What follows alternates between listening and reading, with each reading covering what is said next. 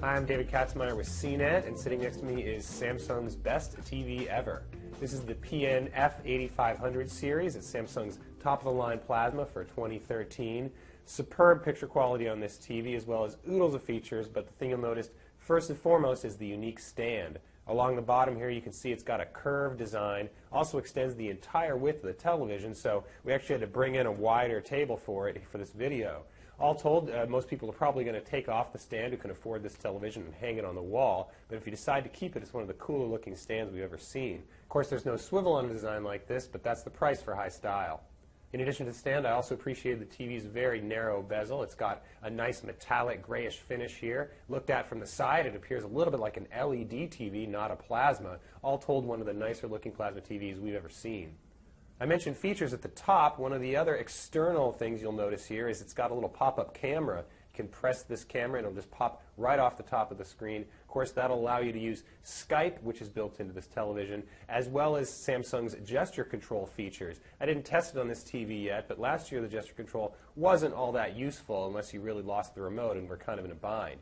Speaking of remote control, that's another extra feature on this TV. It's a touchpad remote that's got very few buttons, but I really liked how it felt. Very quick responsiveness, and the touchpad, of course, was great for navigating the browser built into this television. The downside, of course, is that you don't get that many buttons. You have to actually go into a separate menu to select channels directly, as well as access additional features that are usually dedicated to buttons on standard remotes.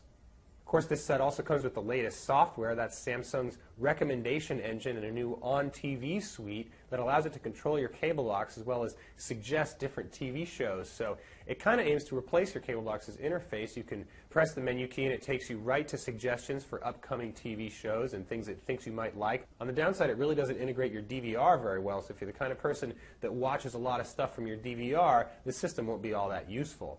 Of course, Samsung packs in plenty of apps. This is the only brand that includes HBO Go, as well as pretty much every other streaming video service known to man. There's also a bunch of games, a bunch of audio services, including Spotify. So all told, the app selection here is second to none. I actually did like the design of the Smart TV interface as well. It's a little bit like a smartphone. You can flip from page to page here and access different things like those apps, the On TV section, including a cross-platform browse for streaming services. There's also, of course, access to the cloud and local media. So, again, one of the more comprehensive Smart TV features out there. On the back panel, there's plenty to be found: 4 HDMI, 3 USB, as well as a single analog input that doubles for composite and component video. You'll also notice a big ad for Samsung's Evolution Kit. This TV can be upgraded, basically replacing the entire brains of the television with a forthcoming kit that should be available at the beginning of next year. That will allow this TV to get any of those new features that Samsung decides to build in. Samsung rounds out the feature package with 4 pairs of active 3D glasses in the box. I'm not a big fan of the glasses. They didn't fit all that well and they feel a little flimsy, but since this is a universal active 3D TV, you can buy third-party glasses if you want.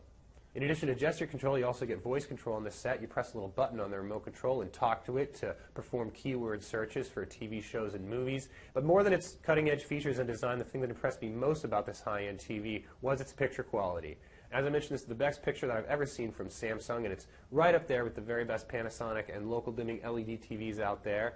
The F8500 exhibits extremely deep black levels and very accurate color, but the thing that sets it apart from those other plasma TVs is its light output. This thing can get extremely bright, almost as bright as some LED TVs, and of course that really helps its picture quality in rooms where you can't control ambient lighting. Of course, this is where I remind you that most plasma TVs are plenty bright for most rooms, but if you have one of those extremely bright rooms, you're avoiding plasmas for that reason, you might want to look into this set. Of course, that brings up one final downside. This flagship TV is extremely expensive, but again, you really get plenty of picture quality, features, and design for the price. That's a quick tour of Samsung's PN-F8500 Plasma TV. I'm David Katzmeyer for CNET.